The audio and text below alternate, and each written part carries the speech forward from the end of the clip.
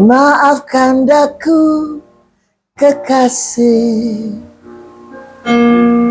maafkan kasihku sayang. Dengar belaya hatiku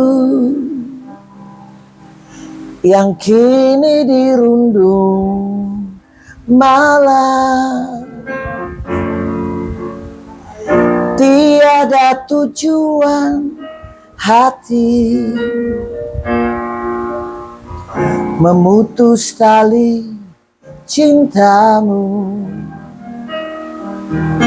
karena hanyalah engkau pilihan pengharapanku. Permintaanku tak lain, lupakan masa lalu,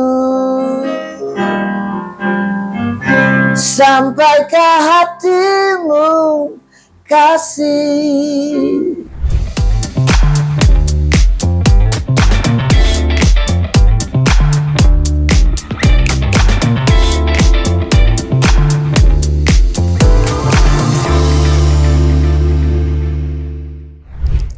Halo sahabat Kompas TV, dimanapun Anda berada, jumpa lagi bersama Nina Nostalgia.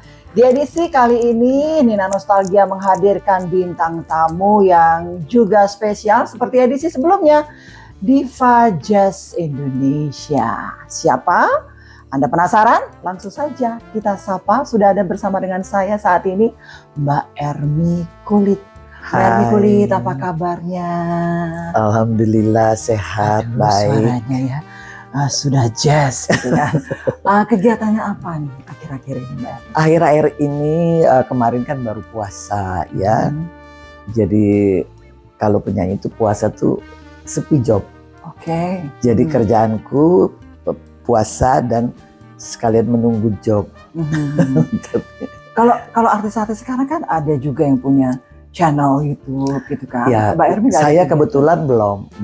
Waktu itu mau dibikin udah lama, belum jadi. Jadi timnya belum terkumpul dengan dan saya belum terkonsentrasi ke situ. Rencananya sih bikin channel YouTube itu buat mengcounter lagu-lagu saya yang sudah diputarkan. Ada yang sudah mau hampir 20 tahun, 15 tahun yang ilegal gitu. Jadi banyak sekali. Tadinya saya merasa bangga banget saya ada di YouTube. Ternyata mereka dapat fee-nya dari situ dan ada yang udah sekian juta yang sudah itu dan tanpa kasihan pencipta lagunya juga. Jadi kalau saya bikin channel YouTube sendiri itu bisa apa? Bisa orang Manado bilang baku atur bae. Bisa diiniin lah. Jadi nanti ada ini sendiri ya, jalurnya sendiri ya. Ya. Oke Mbak Ermi, kalau saya melihat kan perjalanan Mbak Ermi ini sudah cukup lama ya.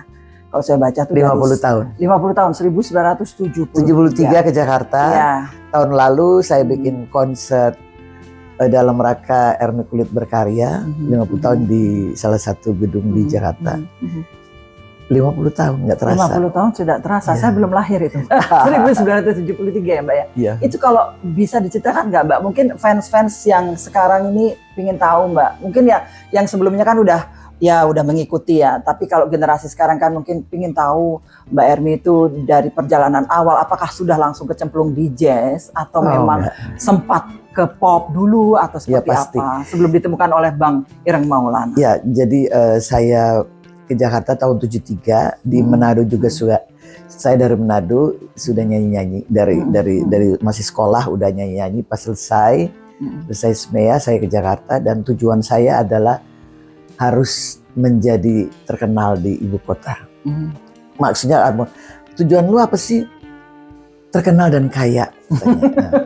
Dan jujur ya, pingin ya, kaya itu kan relatif ya. Betul. Jadi sekarang ternyata saya terkenal kaya hati, kaya pengalaman gitu. Jadi kayak gitu. Jadi saya ke Jakarta, terus biasa nyanyi di klub-klub, dari night club ke night club. Saya ke Singapura, Malaysia, Thailand juga nyanyi di klub-klub di sana. Modalnya kalau saya keluar negeri mesti bawa partitur gitu. Nah, terus bertahun-tahun bolak-balik. Pas tahun 80 akhir, 81 ketemu saya di salah satu pub di Jakarta, Jaya Pub, dan ketemu saya sama Ireng Maulana. Dia kebetulan main di salah satu lingkup dari Jaya Pub itu namanya La Bodega waktu itu. Jadi saya nyanyi di Jaya Pub, jadi ngisi di La Bodega kan dia satu manajemen. Jadi saya ketemu sama Kak Ireng dan dia ngajak saya ikut bergabung dengan Ireng Maulana All Stars live maupun rekaman. Jadi sejak itu sampai tahun-tahun kemarin sebelum beliau pergi, saya penyanyi wanita satu-satunya di Ireng Maulana All Stars dengan rekaman yang segitu banyak. Langsung jazz. Waktu itu ada Bosas, ada Dixie, kita bilangnya jazzy lah ya. Di era, saya lebih banyak ke Bossa Nova tahun 81. Tapi kalau tahun-tahun 70 sampai 80 itu saya nyanyi di klub, apa aja mesti dinyanyiin. Semua jenis musik mesti dinyanyiin. Karena gitu. kalau tidak salah kan di era-era di Indonesia saat itu kan di tahun 1980 ya. Itu jazzy era jazzy itu kan baru di 1980 ya. Dari situ mulai yang namanya fusion apa. Dan di situ saya nyanyi di salah satu klub dan kebetulan saat itu lagi di yang jazzy itu bawain lagu-lagu Selena Jones. Selena Jones itu dia rekamannya banyak masuk Indonesia dan kita penyanyi-penyanyi Indonesia banyak emang copy lagu-lagunya dia. Tapi bukan lagu asli dia, itu lagu-lagu standar yang dia nyanyikan lagi. Dan pernah mereka bilang Ermi Kulit suaranya mirip Selena Jones. Apa sih? Selena Jones. Oke aja sih. Oke. Terus disitulah mungkin ditemukan karakter suara Mbak Ermi Kulit ya. Dari maksudnya jazznya itu, karakter diva jazz Indonesianya itu Mbak Ermi Kulit sudah mulai dari situ Mbak saya nggak bilang diva ya, situ yang bilang. Yang pasti saya gabung dengan Ireng Maulana All Stars itu ada bossas, ada swing, ada samba, ada yang mellow, itu pokoknya yang lebih banyak kalau saya itu lebih banyak ke easy listening. Jadi dan diksinya tuh kalau jazz yang terlalu berat itu ada tempat-tempat tersendiri gitu. Tapi kalau kita kalau saya khususnya yang pop jazz lah. Pop jazz. Nah, kalau Mbak Ermi melihat perkembangan jazz sekarang ini seperti apa sih Mbak Ermi? Dengan segala aransemen yang lebih pasti berbeda lah di zaman Mbak Ermi dulu kan, dengan aransemen musiknya yang enggak ada yang berbeda, tetap sama. Yang beda orang-orangnya. Kayak Ireng Maulana All Stars dari sekian banyak orang udah ke surga semua. Sekarang tinggal saya sendiri karena umurnya sudah banyak gitu. Terus banyak yang muda-muda. Jadi mereka tetap aja yang fusion, yang lebih ke bossas, yang lebih ke musik masa kini yang beda adalah sekarang lebih banyak dan lebih gampang. Lebih banyak karena kita nggak usah kontrak dengan label. Bikin aja sendiri, masukin ke YouTube, udah bisa viral. Oh, dulu kan susah, mesti dilamar dulu sama produser gitu kan. Sekarang bikin aja sendiri dan lebih kompetitif ya, lebih banyak itu. Dan yang hebatnya sekarang di setiap daerah ada komunitas jazz. Jadi mana-mana ada, dan dalam setahun itu di tiap-tiap daerah tuh festival jazz. Betul. Di mana-mana. Sorry. Kalau Mbak Ermi melihat itu kan sekarang misalnya jazz itu kan udah menjamur ya, seperti tadi Mbak Ermi bilang kan, festival jazz itu. Kalau komunitas sekarang itu apakah memang merangkul generasi muda sekarang itu? Perkembangannya seperti apa sih Mbak kalau di tahun sekarang ini? Banyak sekali festival, banyak pendatang-pendatang baru. Saya tidak terlalu mengikuti yang sudah beredar di pasaran ya. Saya cuma ada Ardito yang baru. Terus kalau penyanyi yang ada kesukaan nggak Mbak Ermi? Saya bangga dengan Dira Sugandi. Keren bener, keren. Lea Simanjuntak juga bagus.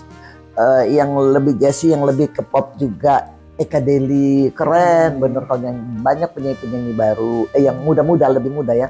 Oh, mereka nyanyi udah lama, apalagi Eka nyanyi udah lama banget, masih dari masih sekolah dia sudah nyanyi gitu. Banyak kalau Ardi itu kan dia lagu-lagu yang lebih banyak ke lagu-lagu yang zaman-zaman dulu, temponya dia nyanyikan lagi kembali. Berarti semua yang anak-anak muda pingin kembali ke masa kita zaman dulu. Jadi kayak Dia circle, ya. dia mutar situ musik tuh. Bisa di remake lagi kan kadang-kadang. Bisa. Di-remake lagi. Nah, ngomong-ngomong soal remake nih Mbak, saya kan tertarik nih dengan dua lagu Mbak Ermi Kulit yang selalu saja dinyanyikan dimanapun berada, Kasih dan Pasrah. Itu selalu saya. Ada cerita nggak Mbak? Apalagi saya. Kasih. Saya dari nyanyi zaman dulu ya sama Kak Ireng itu kalau Kasih itu album ketiga. Ada ceritanya nggak itu Mbak? Ada ceritanya yang gimana ya? Jadi waktu itu udah merekaman album ketiga. Nah, kebetulan saya sama Kak Ireng itu saya serahkan ke beliau yang milih lagu semuanya. Yang penting saya tahunya tinggal Ermi masuk, lagunya kayak gimana, gampang di studio aja bisa diiniin, gampang gitu. Jadi simple bener. Kadang-kadang lagunya saya rubah-rubah sendiri. Pokoknya yang penting chordnya masuk gitu.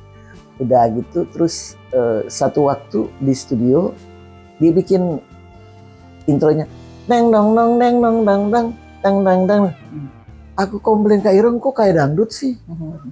Temponya ngeteng dang dang dang. Udah tenang aja gitu. Nah, berjalan waktu beberapa bulan kemudian kami dikontak di salah satu hotel.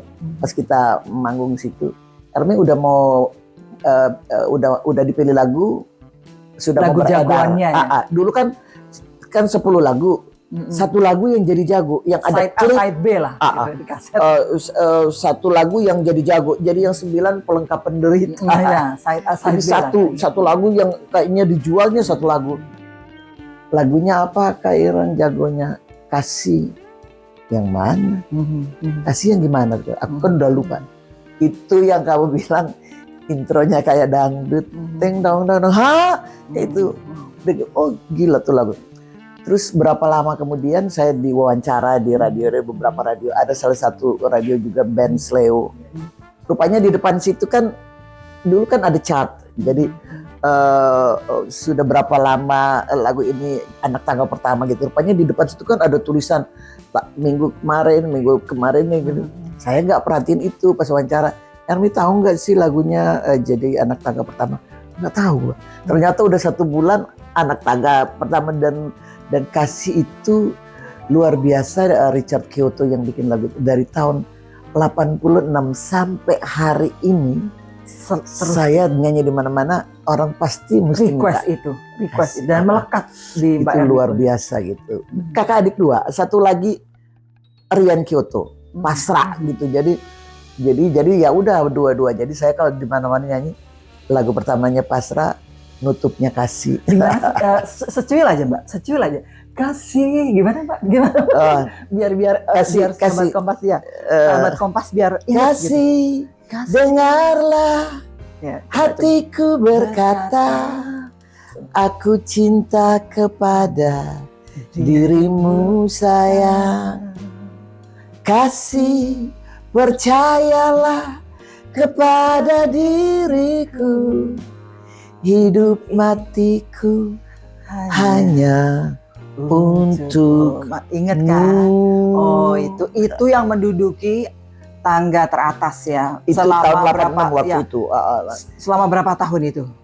Kalau sekarang nggak pakai tangga-tangga lagu, sampai hari ini saya di mana-mana orang mesti harus menyanyi itu. Jadi kalau repertoire saya nggak perlu masukin Kasih sama Pasrah, nggak usah. Lagu lain itu udah pasti diminta gitu. Jadi, tapi buat menyenangkan jadi buka dengan Pasrah, tutup dengan Kasih. Kalau Kasih dong, lu mau gue tutup. Udah. Ya, udah terakhir aja. Itu selalu untuk sebagai penutup ya. Pokoknya kalau dinyanyi lagu Kasih udah selesai. Kalau minta Kasih dong, boleh, tapi selesai ya show-nya. Oke, Mbak Ermi, kalau belajar jazz itu kan selalu ada tantangannya sendiri ya Mbak. Untuk penyanyi-penyanyi sekarang itu kan ada yang bilang tidak boleh terlalu obral, vibra. Fibra. Itu benar nggak sih Mbak Ermi? Saya juga belajar, saya kan Otodidak gitu ya? otodidak dan kalau menurut saya kalau kita mau terjun ke jazz, jadi menyanyikan lagu. Saya ibaratnya gini, saya penyanyi pop yang bisa menyanyikan lagu jazz. Kasarnya itu, karena saya selalu nyanyi di mana-mana kalau ada kawinan apa saya nyanyi lagu pop gitu. Lagu kalau diperlukan juga dangdut yang dangdut ringan buat lucu-lucu aja, tapi kalau jazz saya juga yang ringan, yang lebih banyak ke bossa, swing gitu. Jadi yang nggak terlalu menguras tenaga yang mesti bagaimana. Yang penting kalau mau terjun ke situ sesuai dengan selera kita, sesuai dengan kemampuan kita, dengan kebisaan kita. Improvisasi terlalu banyak nanti lucu gitu kan. Pokoknya yang ada yang banyak improve-nya, ada yang simple aja. Yang penting kita tahu bagaimana mengenakan lagu itu dengan beat yang sudah dirubah ke jazzy. Dan harus banyak bantu dari pemain musik. Chordnya yang mesti ngejazz gitu, bukan lagu pop. Chordnya biasa mereka ngulik sendiri gitu. Dan kalau improvisasi itu kan lebih gak usah bilang pakai vibra, pakai apa, tergantung. Ada yang vibra oke, ada yang enggak oke. Yang penting menyanyikan lagu dengan nyampe ke tujuannya gitu. Kalau dengar saya umpamanya nyanyi satu lagu, saya nyanyi pasti beda. Si penyanyi lain nyanyi pasti beda, si penyanyi lain, jadi berapa penyanyi itu pasti beda-beda gitu. Karena dari dalamnya lain gitu.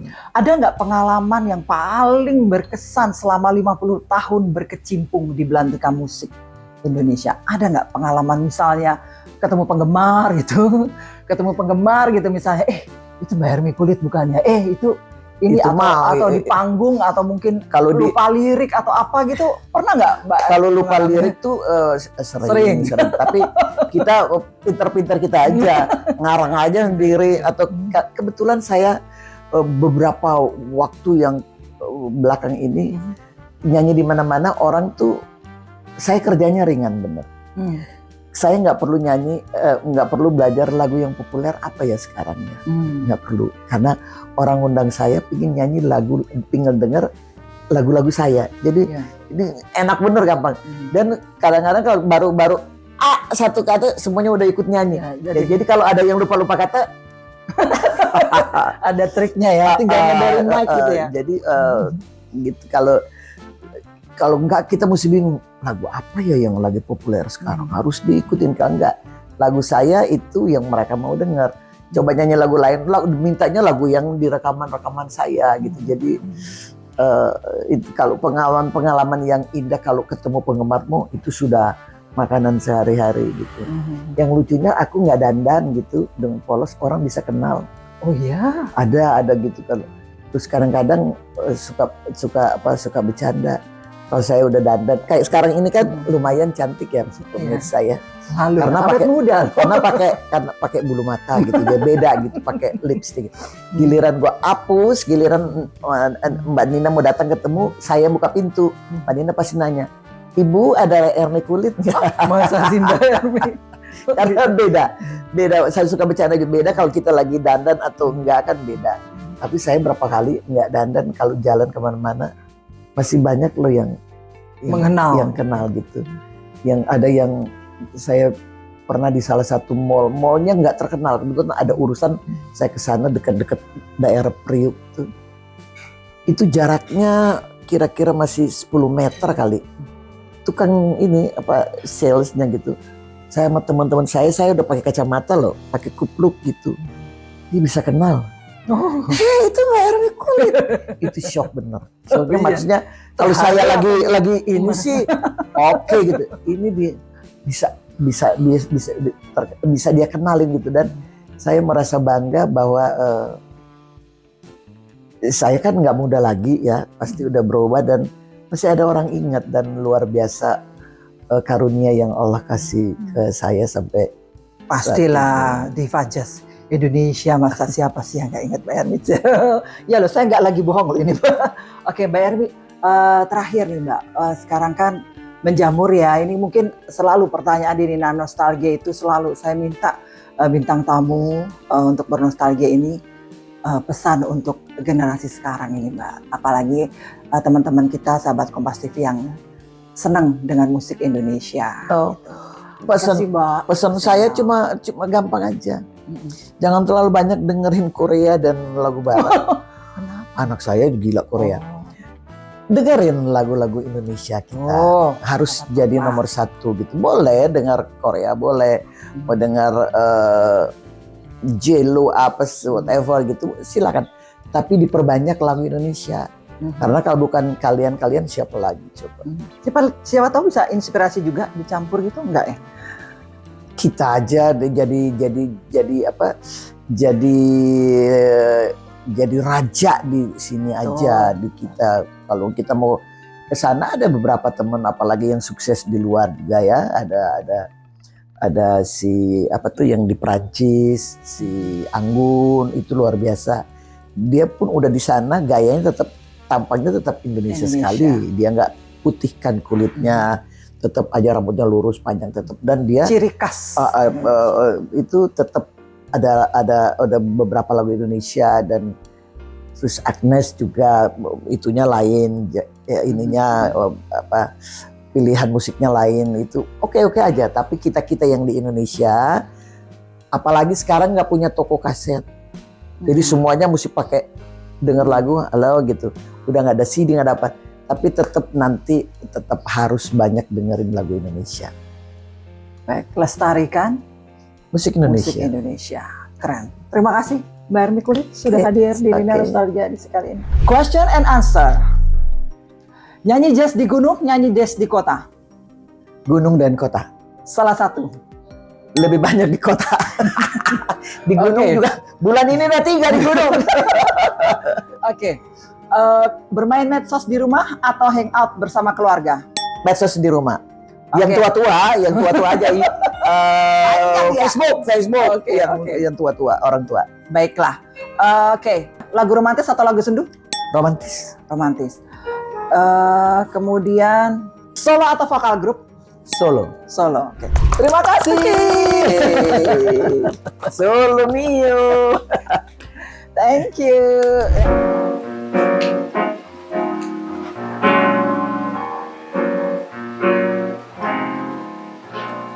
Di mana lagi, kemana lagi aku mencari tempat untuk bertanya. Angin pun tiada, burung pun tiada, semua tiada bawa berita. Kalau begini, terus begini, aku tak tahu bagaimanakah lagi. Biarlah semua akan kupasrahkan padanya ilahi.